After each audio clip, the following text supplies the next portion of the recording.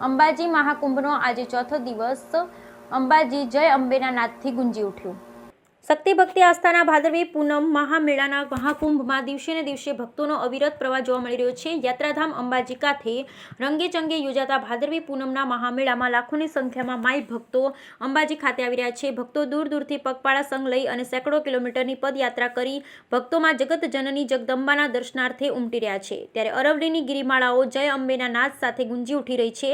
ભાદરવી પૂનમનો મેળો માં જગત જનની માં અંબાના ધામે યોજાઈ રહ્યો 7 દિવસના ભાદરવી મહામેળાનો આજે ચોથો દિવસ છે। અનેકો ભક્તો માં અંબાની ભક્તિમાં લીન દૂર દૂરથી દંડવત પ્રણામ કરતા પણ અંબાજી મંદિર પહોંચી રહ્યા છે।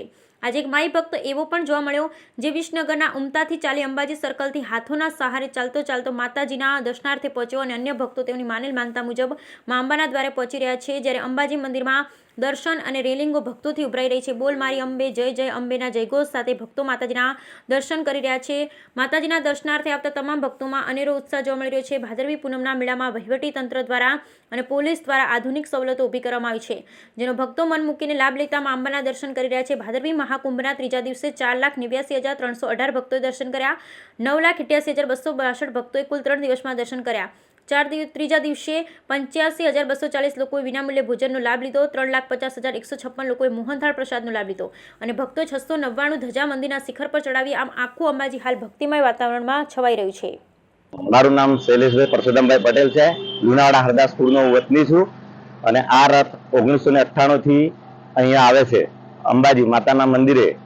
તો અમારા આ મિત્ર જયેશભાઈ અને જયંતિ દાદા કરીને છે, અમે બધા કાર્યકરો છીએ અને અમારી જોડે 70 થી 80 જણા આવે છે અમારી જોડે આ રથની અંદર। ત્યારે તમે આ રથ લઈને નીકળો છો? અમે લગભગ 9 તારીખે નીકળેલા છઠના દિવસે આ રથ લઈને અને હવે આજે અમે પહોંચી જઈશું ત્યાં દર્શન કરી અને કાલે રિટર્ન થઈ જઈશું। ખાસ કરીને રસ્તામાં પડતી સગવડતાઓના વિશે અમે અમારી પોતાની સગવડથી આવીએ છીએ, અમે કોઈ સેવા લેતા નથી રસ્તાની અંદર।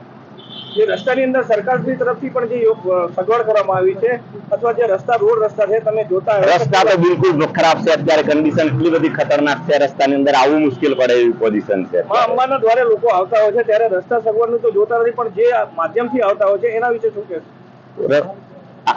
મા અંબાનું આસ્થાનું કેન્દ્ર છે એટલે અમે તો ગમે તેવા રસ્તા હોય તો પણ બી આવીશું, બરાબર છે। કેટલા કિલોમીટર થાય? 200 કિલોમીટર થાય છે અમારા ઘરેથી। ખાસ કરીને નાના મોટા કોઈ છોકરાઓ સાથે જોડાયો કે તમે કેટલા લોકો જોડાવો છો? મોટામાં અમારી જોડે લગભગ 4-5 લેડીઝ છે અને 30-35 વ્યક્તિ છે અને જોડે 4-5 ગાડી છે સેવામાં અને અમારા પોતાનો એક આઈસર ટેમ્પો અંદર ગાદલા બાદલા ભરીને અમે જાતે આવીએ છીએ બધા।